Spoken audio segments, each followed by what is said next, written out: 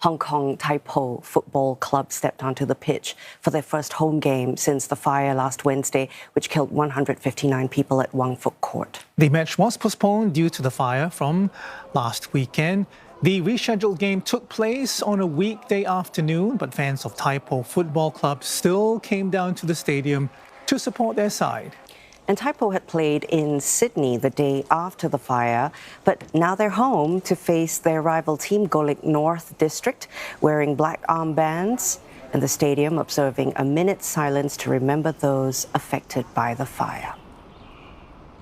I decided to apply for holiday, for annual leave, and to come here during the afternoon. But originally, this match should kick off last Sunday. I remember last Sunday, but due to this accident, the Hong Kong FA decided to delay this match and will kick off this afternoon at 3 p.m. So I don't have other choice, and I decided to come, and because I think it's too important for our fan group also for our friends.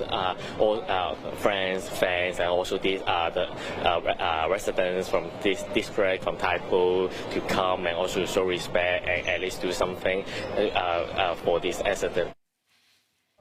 The fire has overturned the lives of many in the community. And for the players who also live in Tai Po, the match was more than just a game. 我自己住咗大埔咁多年啦，其實我成日都會經過即係發生火災個位，同埋我哋有一個練波嘅球場啦，即係廣福啦，都係其實喺發生火災嘅對面嘅，即係我哋日日都會見到呢個地方，所以啲複雜咯。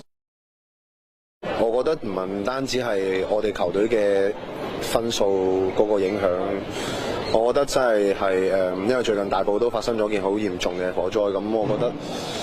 嗰個比賽個意義已經係好似為大埔嗰個地方用個勝利去打氣咯，幫嗰啲人。